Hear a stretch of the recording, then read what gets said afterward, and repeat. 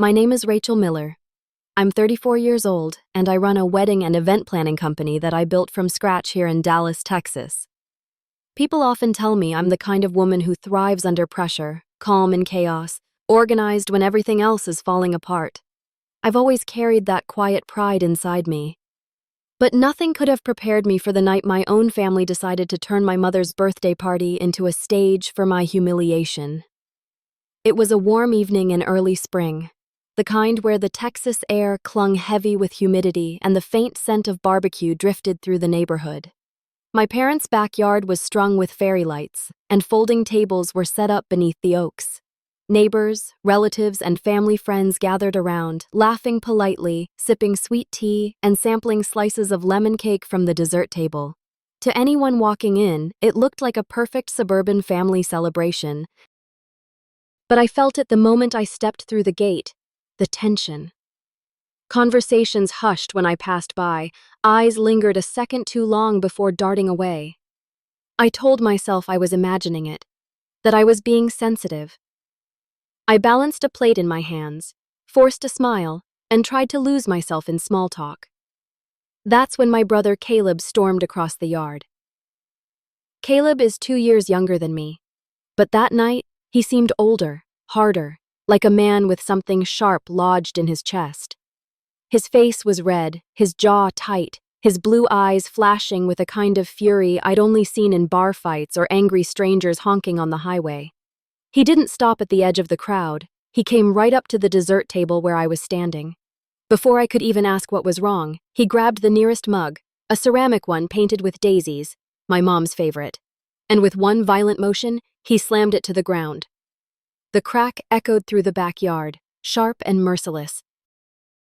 Shards scattered across the patio. Conversations froze mid-sentence, forks hovered halfway to mouths, and children stopped playing. Caleb's voice thundered over the stunned silence. "Get out, you spoiled butch!" he screamed, loud enough for every neighbor to hear, loud enough for the words to stick like thorns under my skin. "You don't belong in this family." My heart pounded so hard I thought it might burst. I stared at him, mouth dry, the world spinning. Out of instinct, I looked at my parents. I thought, no, I knew. They would intervene, tell him to calm down, assure everyone this was just a mistake, a heat-of-the-moment outburst. That's what parents are supposed to do, right? But they didn't move. My father's face was blank, eyes fixed on the ground. My mother fiddled nervously with her necklace but said nothing. It was like they'd rehearsed this silence, like they'd chosen it. Every guest was frozen in place, staring at me as if waiting for me to either explode or disappear. Caleb stood tall, fists clenched at his sides, glaring at me with open hatred. I wanted to scream back, to demand what kind of man destroys his own mother's party just to throw his sister out like garbage. But something in their silence, the deliberate blankness of my parents' faces, told me the truth. This wasn't just Caleb losing his temper. This was a plan, and I was the target. A lump formed in my throat. I forced myself not to cry, not to give them the show they wanted. With every ounce of strength I had, I set my plate down on the table, lifted my chin, and walked away. Not one person stopped me. Not one relative reached for my arm. The only sound was the crunch of ceramic shards beneath my heels as I stepped out of the backyard, out of the lights, out of the party. I didn't even remember driving. All I knew was that by the time I pulled into downtown Dallas, my knuckles were white around the steering wheel, and my chest was tight with a mixture of anger and heartbreak. My phone buzzed in the cup holder with missed calls and texts, but I didn't check them. I just kept driving until I reached the one place I knew I'd be safe. Marcus's apartment. Marcus had been my friend since college. We'd studied together in a cramped library at the University of Texas, lived off ramen and gas station coffee, and promised each other that one day we'd both make something of ourselves. He had gone into architecture, I into event planning. But through all the years, the distance, and the chaos of life, he had remained steady, my anchor. When I knocked on his door, Marcus opened it within seconds. He took one look at my face, mascara smudged, shoulders trembling, and didn't ask questions. He simply stepped aside, pressed a spare key into my palm, and said, "Crash here as long as you need." I nodded, unable to speak. My legs gave out the moment I sank into his couch. The tears I'd been holding back all night finally spilled over. I clutched my phone, still buzzing with notifications from numbers I didn't want to see. I wasn't ready to face them, not after what had just happened, not after the mug, the scream, the silence that cut deeper than any insult ever could. Lying there, staring at the ceiling fan spinning lazily above, one thought consumed me. Caleb's outburst wasn't just anger. It was a move, a calculated strike, and my parents' silence was their approval. I didn't know why. I didn't know what they were after. But I knew this. Something far bigger than a broken mug had just cracked open in my life. By the next morning, my sorrow had hardened into determination. With shaky hands, I opened my laptop at Marcus's dining table, determined to understand what was really going on. The truth had to be buried somewhere, and I wasn't going to stop until I dug it out. Marcus doesn't make a fuss about breakfast. He just slides a plate of scrambled eggs and toast in front of me and sets a mug of black coffee by my elbow like ritual, simple, steadying. Sunlight slips through his downtown windows, catching on the steel lines of the skyline and softening the concrete into something almost gentle. I breathe in, let the coffee warm my palms, and feel my heartbeat come down from a sprint to a jog. "Take your time," he says, leaning on the kitchen island, still in a charcoal tee and running shorts. "But when you're ready, we figure out what last night was really about." There it is, the sentence that puts steel in my spine. Last night wasn't a scene. It was a signal. The mug, the yelling, my parents' silence. It was theater. And nobody stages a spectacle without a goal. I carry my laptop to the dining table and open it. Familiar tabs spring to life. The banking portal for Miller Vine events, my invoicing software, the project calendar color-coded by couple and corporate logo. The little world I built from scratch greets me like a loyal dog, bright, eager, certain I'll throw it a ball. I stroke the trackpad once, as if telling it I'm still here. Then I log in. The balance makes no sense. I stare at the screen, then blink, as if my eyes could be the problem. They aren't. The number isn't wrong. It's gutted. I open the transaction history. Rows of withdrawals appear, neat and polite like grave markers. $500 here, $1,000 there. Labels: consulting fee, miscellaneous expense, vendor stipend, expedite. Over and over. 3 months of steady siphoning that add up to a number that makes my stomach lurch. "Marcus," I croak, turning the screen so he can see. "This can't be right." He circles the table, scans the entries, and whistles low. "How many?" I run a quick sum, my fingers steadier than my breathing.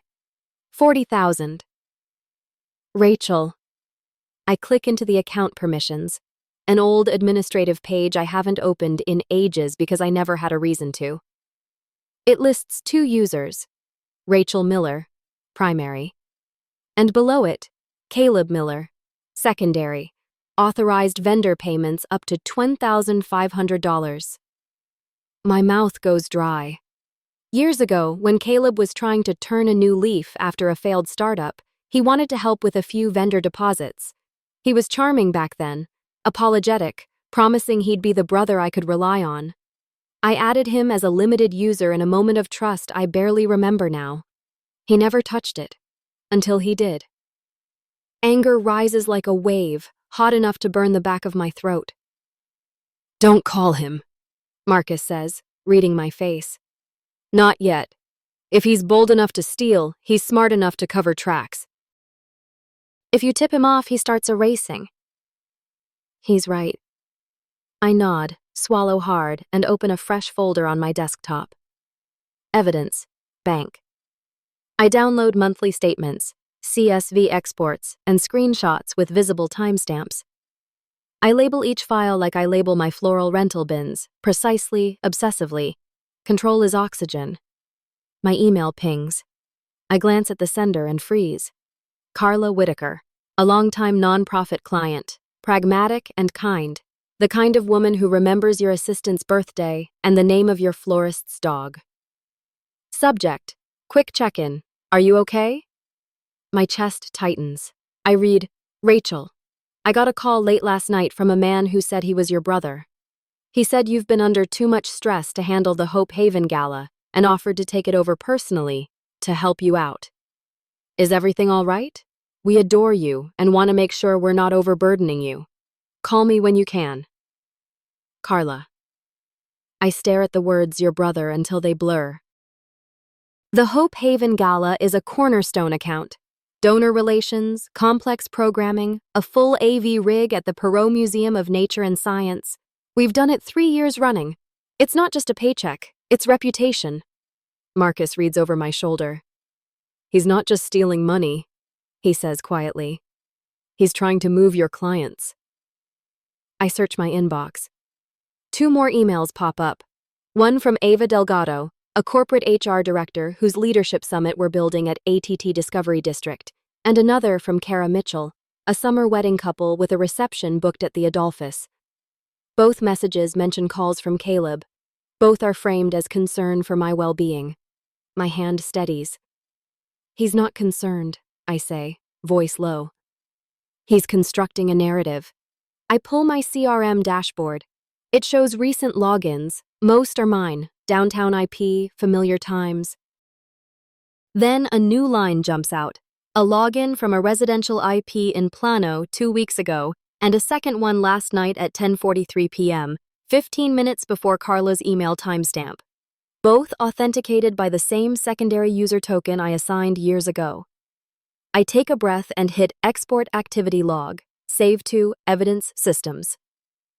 Okay, Marcus says, sliding a legal pad toward me. Let's map this timeline, access points, money flow, client outreach. You're going to build a picture even a sleepy cop can follow. I sketch boxes like event floor plans, bank, withdrawals, labels, totals, CRM, IPs, times, impacted clients, phone, call attempts, voicemails. The board in my head fills. He's been crawling through my systems like a mouse in the walls, nibbling, nesting, staying quiet until it was time to make noise, in public at my mother's party, so I'd look unstable. I scroll farther back in the bank.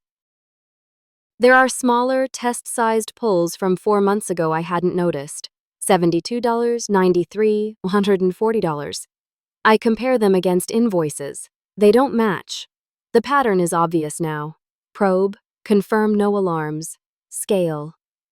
Rachel, Marcus says gently, this is deliberate.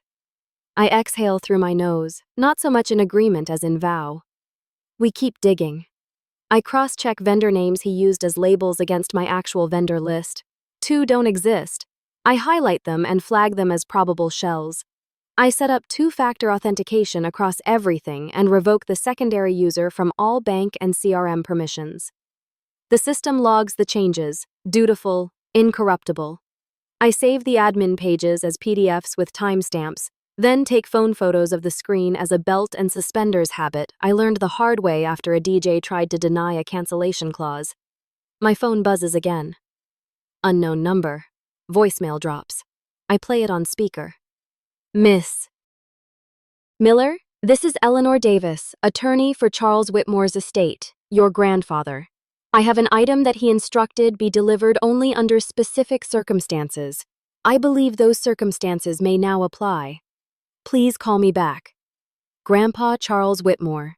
The man who taught me to measure twice and cut once, who let me rearrange his hardware store displays in Austin on Saturdays, who left me a tiny brick shop that I turned into my design studio before moving the business to Dallas. He'd been gone 2 years. We had settled everything, or I thought we had. Marcus's eyebrows climb. Specific circumstances? I swallow. He was meticulous. He didn't do vague. Call her, Marcus says. Not yet, I answer, surprising myself. First, we finish our sweep. Then we start making calls. He studies me, then nods. He knows better than most that when I line up my ducks, it isn't fear, it's readiness. I open my cloud drive and remember the setting I enabled last year: automatic recording of initial client calls, with consent notices in the booking form, because details get lost when 3 vendors are brainstorming centerpieces and stage cues. I click the recordings folder, dates and names scroll by. Kara Mitchell, the Hope Haven team, Ava from HR. There, 2 files flagged as recent activity, both with metadata indicating they were accessed last night. One is labeled Hope Haven Intro, recorded last year. The other, my breath catches, is Perot Follow-Up, timestamped 2 weeks ago. I press play. A woman's voice, Hope Haven's operations director, fills the room, cheerful and efficient. "We loved last year's donor experience, Rachel. If we can streamline check-in and add a silent auction heat map, we're golden." Then a man's voice slides in, smooth, confident, unmistakable. Caleb. "Rachel's stretched thin right now," he says, not unkind so much as performatively concerned. "As her brother, I'm stepping in to make sure your event doesn't suffer. I can handle everything at half her rate, same quality. Family helping family, you know?" There's a pause on the recording, the kind of pause where trust shudders. My skin prickles. I hit stop. Rage tries to surge, but I pin it down, label it, and slide it into the folder where I keep fuel. We pull more threads. An email from my account, supposedly sent last week, telling Ava we need to pause her summit due to capacity concerns. I did not write it. I check the header. The IP is the same Plano address. He's not only calling my clients, he's impersonating me. I don't shake. I document. By noon, my desktop is a tidy war chest. Bank statements, CSV exports, screenshots of user permissions before and after, IP logs, the altered email with full headers, the audio file with Caleb's voice, and my CRM's access history printed to PDF.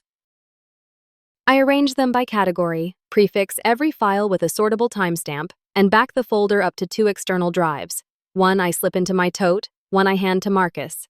He opens his fridge, pulls out 2 sparkling waters like we're finishing a workout, and taps the neck of mine with his, "Okay, General, what's next?" "Client calls first," I say. We stabilize the relationships he targeted. If he's painting me as fragile, we show calm competence. Then we loop legal. I call Carla.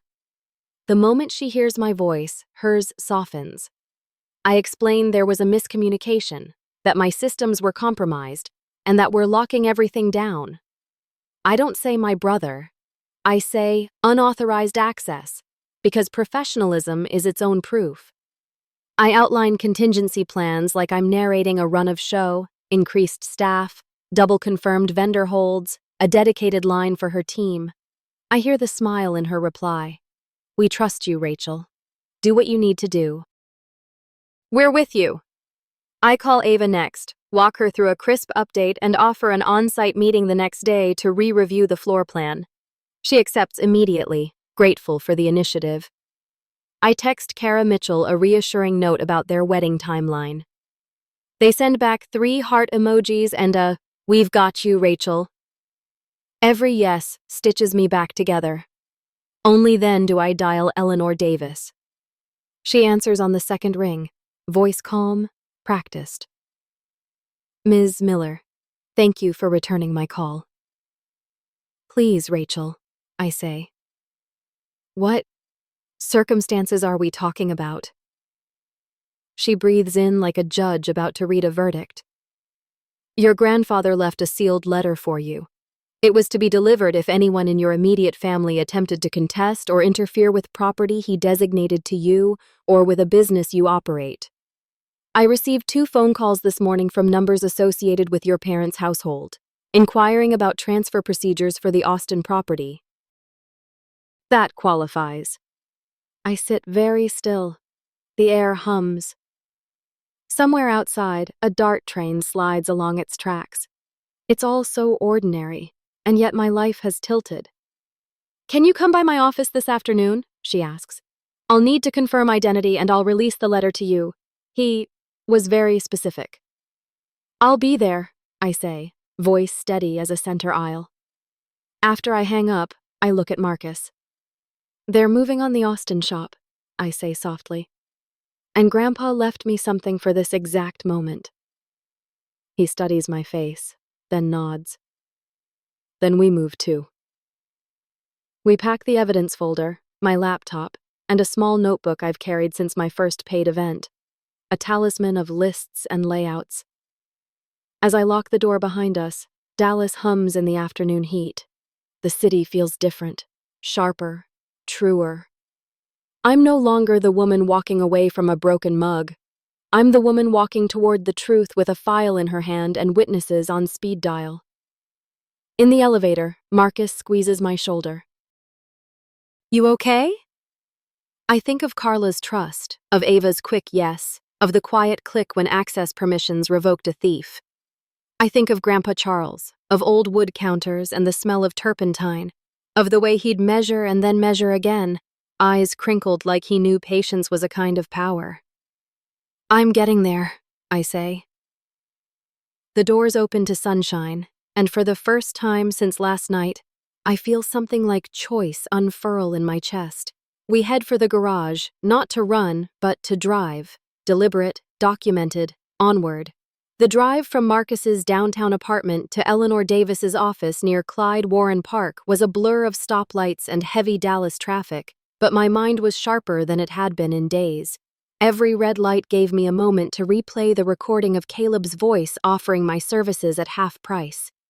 Every passing billboard reminded me of the accounts I'd fought for, the clients who trusted me, and the legacy my grandfather Charles believed I could protect.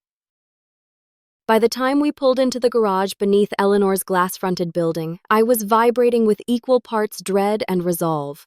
Eleanor was exactly the kind of lawyer my grandfather would have liked, poised, sharp-eyed, with a handshake that said she'd win a case before opening her mouth. She ushered us into a conference room with floor-to-ceiling windows looking out over the city. The table gleamed, but my attention locked onto the large envelope she slid toward me. "Your grandfather was thorough," she said. "He left explicit instructions that this letter be delivered only if your immediate family attempted to contest your inheritance or interfere in your business. This morning, both of those conditions were met." My heart thudded as I broke the wax seal. Inside was a handwritten letter on heavy stationery. Grandpa Charles's handwriting was neat, deliberate, every stroke confident. "My dearest Rachel," it began, "if you are reading this, then what I feared has come to pass. Your parents and your brother may have turned their eyes toward what was left in my name. I did not trust their intentions, and I knew one day you would need clarity." Tears blurred the page, but I kept reading. "Years ago, your family manipulated your old business partner, Lucas, into taking on loans that weren't his to bear. They used him to funnel money to cover their debts. When he couldn't pay, they left him ruined. You believed he abandoned you. In truth, he was pushed out to protect them. I discovered it too late, but I rewrote my will to ensure they could not take from you what you built with your own hands. The Austin property is yours, but if they contest it, the clause stands. The shop passes directly to charity, not them. Do not let them convince you otherwise. You are stronger than their schemes, Rachel. You are the legacy worth protecting." I lowered the letter, my fingers trembling. Lucas. The name struck me like a hammer. For years, I had carried resentment against him, believing he'd left me when things grew hard. But the truth, he'd been sabotaged by my own family. My stomach knotted, grief and fury twisting together. Eleanor's voice broke the silence. "Your grandfather anticipated this exact scenario. With his letter and the will, you have solid ground. But you'll need more if you want to confront them publicly." Marcus leaned forward. "We've already started gathering evidence. Bank records, system logs, audio files. He's impersonating Rachel and siphoning clients." Eleanor nodded. "Then don't stop. Document everything. If they escalated to faked medical documents, they won't hesitate to forge more. Build a case that speaks louder than their lies." I tucked the letter back into its envelope, a fire sparking inside me. Grandpa Charles's faith wasn't just comforting, it was armor. He had seen their deception long before I did, and he'd left me a roadmap to fight back. That night, back at Marcus's apartment, we spread out across his living room floor like detectives on a TV drama. My evidence folder was thicker now, pages clipped and color-coded. Bank statements highlighted. Client emails printed. The audio recording transcribed. Marcus drew boxes on a whiteboard he'd hauled in from his office. Motive: money, clients, property. Method: theft, impersonation, slander. Allies: parents, silent at party, now contacting Eleanor. Victims: me, Lucas, by extension, every client misled. The lines between those boxes felt like strings tightening around my chest. I leaned back against the couch and whispered, "It's not just Caleb. Mom and Dad are in this." Marcus didn't argue. He just nodded. Their silence at the party wasn't neutrality. It was complicity. The weight of that truth settled over me like a storm cloud.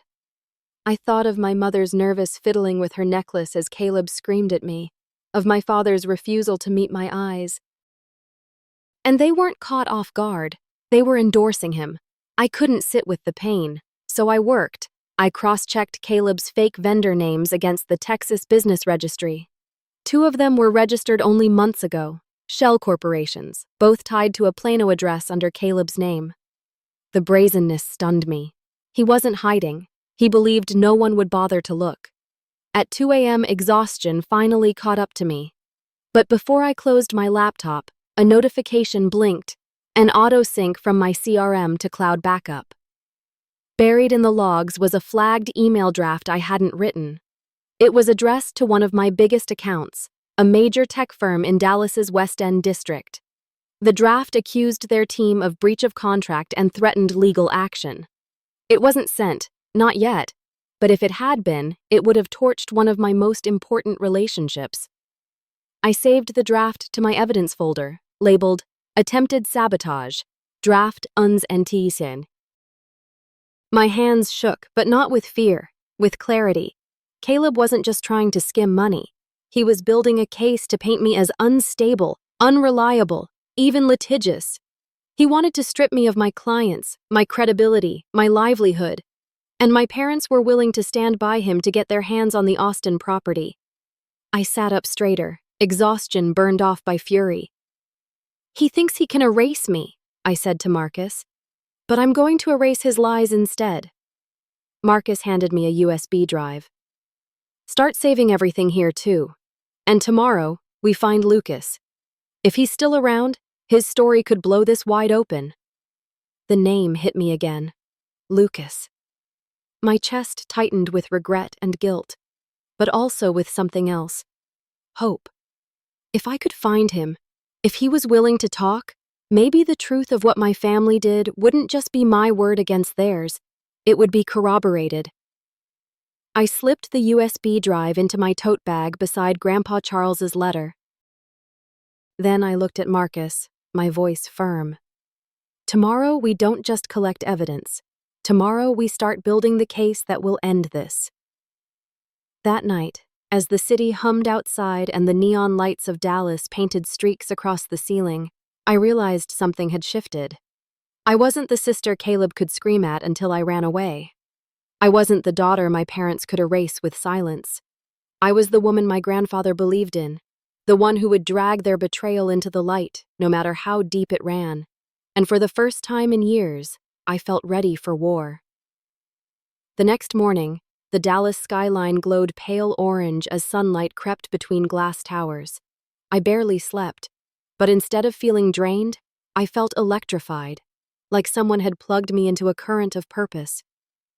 Grandpa Charles's letter rested on the coffee table, the wax seal broken, the words etched into my brain. His belief in me was more than a comfort. It was marching orders. Marcus poured coffee and slid a cup toward me.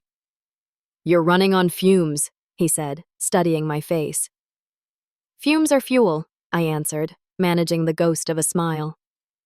"Today, we find Lucas." Lucas and I hadn't spoken in years. The last time we'd been in the same room was during a frantic meeting at my old office near Deep Ellum, back when we were still partners. He'd walked out, shoulders slumped, muttering about bankruptcy and betrayal. I'd thought he was abandoning me. Now I knew my family had shoved him out to protect themselves. I started with old contacts, an accountant we'd once shared, a florist Lucas had been close with. Both numbers were disconnected. Finally, I emailed an old mutual friend, Jenna, who used to manage catering gigs with us. 2 hours later, my phone buzzed. Jenna's reply was short but promising. Rachel, Lucas is in San Antonio now. He runs a small carpentry shop on the edge of town. He doesn't talk much about the past, but maybe he'll talk to you. J. I forwarded the address to Marcus. He didn't hesitate. Road trip. Grab your files. We're going. The drive south was 4 hours of highway and reflection. I stared at the endless Texas fields, remembering late nights when Lucas and I had sketched floor plans on napkins, dreaming about booking bigger venues. He was the dreamer. I was the doer. Together, we had been unstoppable, until my family poisoned it. Lucas's shop was modest. A squat brick building with a faded sign, white stone carpentry. Inside, the smell of sawdust and varnish wrapped around me like nostalgia. Lucas looked older, leaner, with lines etched deep around his eyes. But when he saw me, recognition softened his guarded stance. Rachel, he said slowly. Wasn't expecting this. I wasn't expecting the truth to hit me 2 years late, I answered, holding up Grandpa's letter. I know what happened now. It wasn't you. It was them. His shoulders sagged. For a moment, he looked like the Lucas I remembered, the man carrying too much weight alone. He gestured toward a workbench. You better sit. We talked for an hour. He told me how my parents and Caleb had cornered him into signing for loans, using the company's assets as collateral. When he pushed back, they threatened to smear his name, to ruin his credit and reputation. They did it anyway, leaving him no choice but to disappear. I wanted to warn you, Lucas said, voice thick. But your dad told me if I dragged you in, you'd lose everything too. I thought walking away would protect you. I clenched my fists, anger and sorrow twisting together. It broke me, Lucas. I thought you quit on me. I carried that resentment for years. He met my eyes. I'm sorry, but you need to know, they don't stop. If Caleb's coming for you now, it means they're desperate. I slid the evidence folder across the workbench. They're already stealing clients, forging emails. And they called my grandfather's lawyer about the Austin property. I have proof. Lucas skimmed the documents, his brows furrowing. Then he looked up, determination flickering. Then you're not fighting alone this time. I'll tell my side, whatever you need. It felt like reclaiming a piece of myself, like the team we once were had found its footing again. By the time we returned to Dallas that evening, the pieces of the puzzle had hardened into a weapon. Grandpa Charles's letter wasn't just a warning, it was a shield. Lucas's testimony wasn't just support, it was corroboration. Marcus pinned new notes to his whiteboard. Grandpa's letter, proof of foresight and legal safeguard. Lucas's testimony, direct evidence of past fraud. Bank withdrawals, $40,000 siphoned, labeled fraudulently. Audio file, Caleb undercutting Rachel to clients. Forged email drafts, evidence of impersonation. Looking at that board, I realized the scale. This wasn't a sibling spat. It wasn't even just a family betrayal. It was conspiracy, calculated, rehearsed, generational. Marcus leaned back, arms crossed. They'll come at you hard when they realize you've built a case. You ready for that? I thought of Caleb's smirk as the mug shattered. My mother's nervous necklace fiddling. My father's eyes fixed anywhere but me. Then I thought of Grandpa's steady handwriting. You are stronger than their schemes. Yes, I said, my voice steady. I'm ready. As if summoned by resolve, my phone buzzed. Eleanor's name lit the screen. "Rachel," she said briskly, "I've received new information. Your brother filed an initial petition claiming you're unfit to manage your business due to emotional instability. Your parents signed affidavits supporting it." The air in the room seemed to collapse inward. Marcus swore under his breath. I gripped the phone tighter. "They're moving faster than I thought." Eleanor's tone softened but stayed firm. "This is exactly why your grandfather's letter is crucial, but you'll need more. Solid evidence of fraud, theft, impersonation. Keep collecting. I'll prepare filings to counter." I hung up, fury sharpening into focus. My family wasn't just trying to ruin me privately. They were ready to drag me into court, to stamp me with the same false label they'd used on Lucas. Unstable, unreliable, unfit. But this time, I wasn't blindsided. I had their playbook. And I had a letter from a man who had believed in me more than anyone ever had. That night, I tucked Grandpa's letter into a fireproof safe, alongside my growing mountain of evidence. As I closed the safe, I whispered a promise into the silence of Marcus's apartment. "They won't erase me, Grandpa. Not this time. I'll show them who I really am." The week after Eleanor's warning felt like living inside a storm cloud, static buzzing in the air, every conversation crackling with potential lightning. I knew my family wouldn't wait quietly while I built a case, but when the counterattack came, it was still more vicious than I had imagined. It started with a knock at Marcus's door. I was hunched over my laptop, categorizing screenshots of Caleb's fake vendor invoices, when Marcus opened it. A courier stood there, crisp uniform, clipboard in hand. He didn't look at me as he passed the envelope forward, just asked for a signature and left. The return address was a law office in Plano. My chest tightened. Inside was a stack of documents, affidavits signed by my parents, a petition filed in Dallas County Court, and a medical assessment supposedly authored by Dr. Keaton, a psychiatrist I'd never met. The words blurred as I read: emotional instability, impaired judgment, erratic behavior, unfit to manage financial or business affairs. My stomach dropped. Marcus skimmed it, then slammed the papers onto the table. "This is garbage. He forged it, Rachel. Caleb's using your parents to backstop the lie." I nodded, throat tight. The affidavits were worse than the fake diagnosis. My mother's neat cursive swore she'd seen increasingly troubling behavior. My father's typed statement described me as volatile, prone to sudden anger. They weren't just silent bystanders anymore. They were active participants. 2 days later, the whispers began. A local Dallas gossip blog posted a short piece: "Event planner's family raises concerns over stability." It cited sources close to the Miller family, who claimed I was cracking under the stress of high-profile events. I scrolled through the article on my phone, bile rising. It mentioned the Hope Haven Gala, the corporate summit, even my own mother's birthday party, framing Caleb's outburst as a necessary intervention. "This is their narrative," I whispered. "They're building it everywhere. Clients, court, press." Marcus frowned, pacing the living room. "Then you counter with truth. You've got recordings, emails, bank records, and Grandpa's letter. You don't let them control the story." I doubled down on evidence gathering. With Lucas's help, we tracked down old financial statements from when he and I ran the business together. They showed clear loan transfers to shell companies tied to Caleb's name. Lucas sat across from me in Marcus's kitchen, his hands rough from carpentry, his voice steady.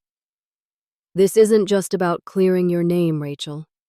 This is about stopping them from doing to you what they did to me." Hearing him say it out loud made my pulse quicken. The generational betrayal wasn't just personal, it was systemic. They'd done it before. They thought they could do it again. Marcus drew up a chart on his whiteboard. Past, Lucas's forced bankruptcy. Present, Rachel's instability petition. Method, loans, forged affidavits, fabricated diagnoses, whisper campaigns. It was a pattern, and patterns are easier to prove in court. 2 days later, my phone buzzed with an email from Eleanor. They've scheduled an inspection of the Austin property. They're moving fast. I knew then I had no choice. I needed to face them. On my turf. I invited Caleb and my parents to meet me at the Austin shop that Grandpa Charles had left me. The little brick building still smelled faintly of pine and oil, a memory etched in wood and stone. When they arrived, Caleb stormed in first, his face twisted with self-satisfaction. My mother clutched her purse like a shield. My father trailed behind, eyes darting away from mine. "Thanks for coming," I said evenly, standing behind the counter like it was a barricade. Caleb smirked. "Let's cut to the chase. You're not fit to run this place, or your business. We've got proof." My mother slid a manila folder across the counter. Inside were the same forged documents I'd already received. The false diagnosis, the affidavits. I didn't flinch. Instead, I reached into my tote and pulled out Grandpa's letter. I unfolded it slowly, the paper trembling only slightly in my hands. "You want to talk about proof?" I said, my voice sharper now. "Grandpa saw this coming. He left me this shop outright, and he wrote this." I lifted the letter for them to see. "With a clause that if anyone in this family contested it, the property would go straight to charity. Not you. Not Caleb. Charity." For the first time, Caleb's smug mask faltered. "You're bluffing," he snapped, but his voice cracked. My mother's hands shook. My father finally looked at me, his eyes darting with something between guilt and fear. I pressed on. "I've got bank records, Caleb. $40,000 siphoned from my company under your name. I've got recordings of you trying to steal clients, emails you forged in my name, login histories from my CRM. And now, thanks to Grandpa, I've got a letter that exposes everything you've done before, to Lucas, to me." Silence fell heavy in the shop, thick enough to choke on. Caleb's fists clenched. He took a step forward, but I raised my phone, my thumb hovering over 911. "Try me," I said coldly. For a long moment, none of them moved.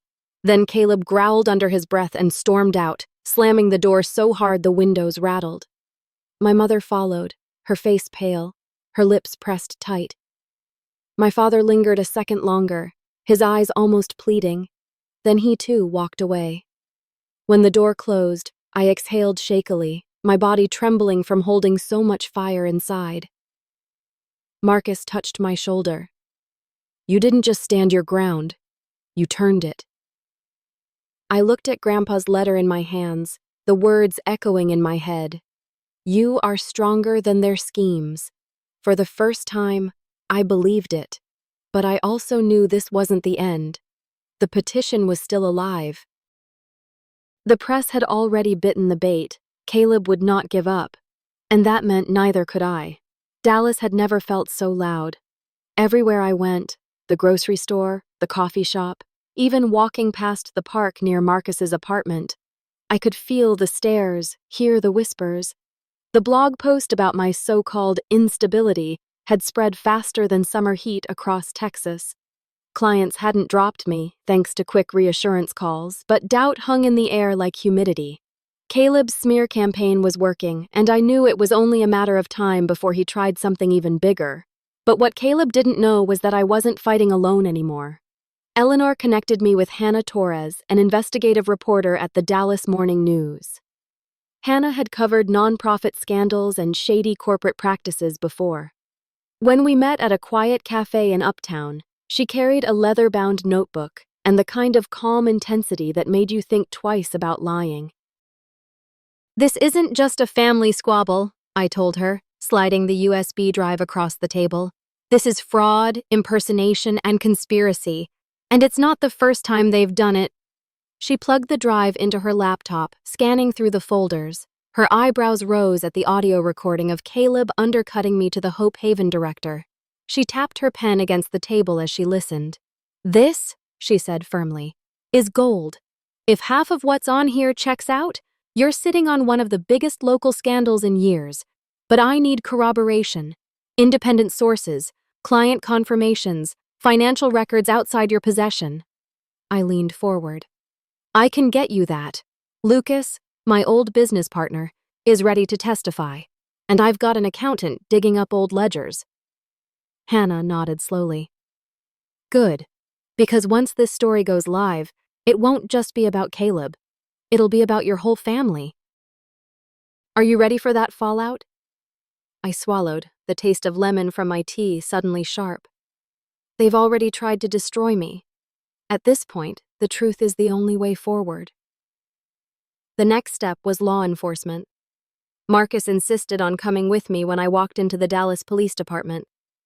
We were ushered into a small office where Detective Carter, a man with a buzz cut and eyes that looked like they'd seen too much, flipped through my evidence. He paused at the bank records, whistling low. 40,000 siphoned in small increments, classic slow drain theft, and all tied to your brother's secondary account? Yes, I said, pushing the printed statements closer. And these, I handed him the forged email drafts, prove he was impersonating me to sabotage client relationships. Carter nodded, scribbling in his notepad. This isn't just family drama. This is financial fraud, wire fraud, possibly identity theft. We'll need to subpoena the bank and CRM providers to confirm your logs, but it's a strong start. Relief washed through me like cool water. For the first time, the law was on my side. Just know, Carter added, leaning back in his chair, fraud cases take time. Your brother's going to keep coming after you while we build this. You need to be ready. I met his gaze, my voice steady. I've been ready since the night he smashed that mug. Even as the legal gears turned slowly, I focused on the one thing I could control, my business. I doubled down on client relationships, personally visiting every major account. At the ATT Discovery District, I walked through floor plans with Ava, reworking the corporate summit layout until it gleamed with efficiency. At the Perot Museum, I reassured the Hope Haven team, promising flawless execution with contingency staff on standby. At the Adolphus, I sat with Kara and Mitchell, sketching centerpiece ideas until Kara hugged me, whispering, "We trust you more than ever." Each moment wasn't just work, it was defiance. Caleb's lies couldn't erase competence, and competence speaks louder than gossip. One night, back at Marcus's, I received an email from an unfamiliar address. No greeting, no sign-off, just a single line. Stop fighting, Rachel. Walk away quietly, and you won't regret it. Attached was a photo. My car, parked outside Marcus's building, tires slashed, windshield cracked. Marcus grabbed the phone when I showed him. His jaw clenched. He's escalating. I called Detective Carter immediately. He filed it as harassment and promised to add it to the case. But his warning echoed in my head. He'll keep coming after you. For the first time, fear gnawed at the edges of my resolve. Not fear of losing clients or money, but fear of what my own brother might do if exposed. The next morning, Lucas drove from San Antonio to Dallas. He walked into Marcus's apartment carrying a box of files so heavy he had to set it down with a grunt. Old ledgers, he explained. From when your parents pushed me out, they thought I destroyed them, but I kept copies. It shows exactly how they funneled money through shell companies. I flipped through the papers, my pulse racing. Names, dates, signatures, Caleb's, my father's. Clear evidence of fraud. Lucas placed a hand on the box. You don't just have my word anymore. You have proof. That evening, I called Hannah. She met me at the cafe again, and when I laid Lucas's files on the table, her eyes widened. This is it, she whispered. This connects past fraud to the present. It shows a pattern. She closed the folder, her expression fierce. I'll run it. And when this hits the front page, Caleb won't be able to hide behind whispers and forged documents anymore. The city will know. For the first time since the mug shattered on the patio, I felt the tide turning. The smear campaign, the lies, the affidavits, they were strong, but truth was stronger. And I wasn't just fighting for myself anymore. I was fighting for Lucas, for Grandpa Charles, for every victim of my family's schemes. As Marcus drove me home under the neon lights of Dallas, I pressed Grandpa's letter against my chest and whispered into the night air, "This is for you, Grandpa, for all of us." Because tomorrow, the battle would no longer be private. It would be public. And Caleb was about to learn what happens when you try to bury the truth. The morning, the Dallas. Morning news broke the story. I woke up to my phone buzzing like a hornet's nest. Hannah had done her job with precision. The headline screamed across the front page, "Dallas family accused of $40,000 fraud, forged records, and business sabotage." It wasn't just Caleb's name in print. My parents' signatures on the affidavits, their calls to Eleanor, even Lucas's testimony about past loans, it was all there, tied together in black and white. The article painted them not as concerned relatives, but as orchestrators of a calculated scheme. I sat at Marcus's kitchen counter, coffee untouched, reading the story twice. Relief and grief twisted in me. The truth was out, but so was every ugly detail of my family's betrayal. Marcus leaned against the counter, grinning despite the heaviness. "You just turned their smear campaign into a bonfire, and now they're the ones burning." By noon, the phone calls started. Carla from Hope Haven. "Rachel, I read the article. We never doubted you, but I'm glad the city knows the truth now. The gala is yours, as always." Ava from ATT. "My boss sent me the link. We're all in. Full speed ahead." Kara and Mitchell. "We're so sorry you had to go through this. We still want you to plan everything. No one else." Each call was like a stitch, sewing back the fabric Caleb had tried to tear apart. My calendar, once shaky, filled up again with confirmations, site visits, and design meetings. The more the article spread, the more people rallied, not just clients, but acquaintances, even strangers, who emailed messages of support. It was proof that competence, truth, and resilience outlast gossip. A week later, I unlocked the Austin shop Grandpa Charles had left me. Sunlight streamed through dusty windows, landing on shelves that once held hardware. The place had been abandoned too long, but I saw it not as a relic, but as a foundation. With Marcus's help, I scrubbed, painted, and redesigned.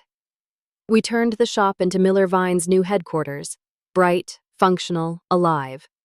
The front room became a client meeting space, with design boards and floral mock-ups. The back housed storage for linens and decor, and the loft upstairs became my private office. Standing there, I felt like a kid again, stacking displays with Grandpa while he told me I could build anything I imagined. Now, I wasn't just imagining, I was building. But the story wasn't just mine. Every time I looked at Lucas, I was reminded of how my family had chewed him up too. I thought about the clients who called me crying after Caleb's manipulations, the fear in their voices that they'd backed the wrong planner. And I realized betrayal wasn't just my burden. It was something too many people carried silently. So I launched something new, the Second Chance Network. It started as an idea scribbled on Marcus's whiteboard. Support for those rebuilding after family conflict. Within weeks, it became workshops hosted in the shop's back room, counseling referrals, resume coaching, entry-level jobs in event planning for those who needed a restart. At our first session, a young woman named Sophia shared how her brother had siphoned money from their shared catering business, leaving her bankrupt. Her voice trembled as she spoke, but when I offered her a part-time role on my team, her eyes lit with something fragile but fierce. Helping her felt like reclaiming a piece of myself. As the shop buzzed with new clients and workshops, Marcus kept showing up, sometimes with blueprints for layout ideas, sometimes with takeout and a grin. Lucas, too, visited often, offering carpentry work for displays and quietly cheering when the place filled with life again. One evening, after a long day of back-to-back client meetings, Marcus looked around the shop, his eyes warm. "You're not just rebuilding, Rachel. You're creating something bigger than before." I glanced at the room, the boards filled with designs, the corners stacked with donated laptops for workshop attendees, the faint hum of resilience in the air. "Not an empire," I said softly. "Just a life I can be proud of." Meanwhile, the fallout for Caleb and my parents deepened. Caleb's consulting firm collapsed within days of the article. Partners pulled out, clients cut ties, and vendors refused contracts. Word spread quickly in Dallas. Nobody wanted to work with a man under police investigation for fraud. My parents faced humiliation of their own. Neighbors stopped inviting them to gatherings. Their church group asked them to step down from leadership roles. The whispers that once targeted me now followed them everywhere. They called, left voicemails begging for a conversation. "We're still family, Rachel." But every time, I deleted the messages without replying. Family doesn't get a free pass to destroy you. One night, as I locked up the shop, the city around me humming with life, I realized something had shifted. I wasn't just surviving anymore. I was thriving, on my terms, with people who had proven loyalty through action, not words. The smear campaign, the forged documents, the betrayals, those were scars now, not shackles. And with every new event I planned, every person I helped through Second Chance, the scars became symbols of resilience. I had built something new. Not just a business, not just a headquarters, but a future untethered from the lies of my family. And for the first time in a long time, I felt free. The weeks after Hannah's article hit were a blur of headlines, subpoenas, and long nights sorting through evidence. But the tide had turned, and for the first time since Caleb smashed that mug at Mom's birthday party, I felt like I wasn't fighting uphill. Detective Carter called me into the Dallas Police Department. When Marcus and I sat down in his office, he looked more serious than usual. "We subpoenaed Caleb's accounts," he said, sliding a folder across the desk. "The $40,000 matches your records. We also traced funds to 2 shell corporations, both tied to Caleb's name. Your parents appear as guarantors on one of the loan applications." I felt my stomach clench. Proof, undeniable. "We're recommending charges," Carter continued. "Wire fraud, bank fraud, and possibly conspiracy. It'll go to the DA next week." The words settled over me like cool rain. Justice was slow, but it was finally coming. Within days, Caleb's consulting firm shuttered. Vendors blacklisted him. Clients fled. My parents retreated into silence as their social circle evaporated. The whispers that once surrounded me now swarmed them. They tried one last time to reach me. An email from Mom, pleading, "We made mistakes. We only wanted to protect you. Can't we fix this?" I stared at the words, my chest aching. Protect me? They had signed lies to strip me of everything. I deleted the message without replying. Because family doesn't get a free pass to destroy you. While they crumbled, my business soared. Word of my resilience spread, and suddenly, I wasn't just Rachel Miller, the event planner. I was Rachel Miller, the woman who stood up against betrayal and won. The shop in Austin buzzed with life. The front room hosted design sessions with brides and corporate teams. The back room held Second Chance Network workshops twice a week. More people came than I expected. Women and men carrying stories like mine, betrayed by siblings, cheated by spouses, undermined by parents. Each time I looked at them, I thought of Lucas, of Grandpa Charles, of myself on Marcus's couch with mascara-streaked cheeks, and I promised never to let anyone walk that path alone again. Sophia, the young woman whose brother sabotaged her catering company, blossomed into one of my best assistants. Watching her smile as she checked off tasks on a wedding board made my chest swell with quiet pride. 3 months later, the Hope Haven Gala lit up the Perot Museum.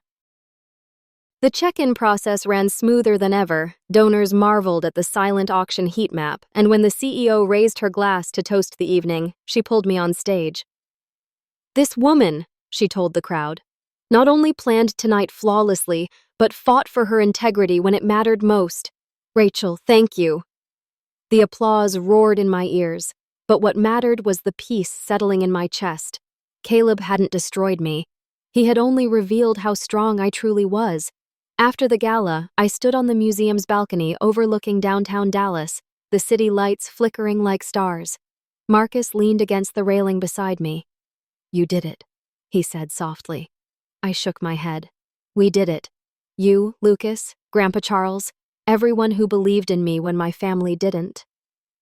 He smiled. "So what now?" I thought about the future, not with dread, but with clarity. Now I keep building my business, the Second Chance Network. A life that's mine, not theirs.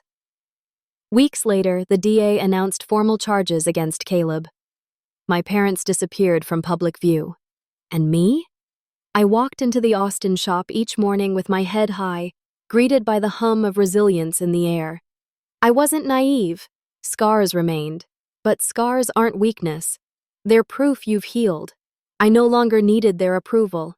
I had my own worth, my own justice, my own family. The kind you choose, not the kind that tries to break you. As I locked up the shop one evening, I looked at the sign above the door. Miller Vine Events, my legacy, my proof. And I whispered the words that had carried me through every storm. Family doesn't get a free pass to hurt you. Real strength is choosing your worth. And with that, I stepped into the Dallas night, not broken, not bitter, resilient.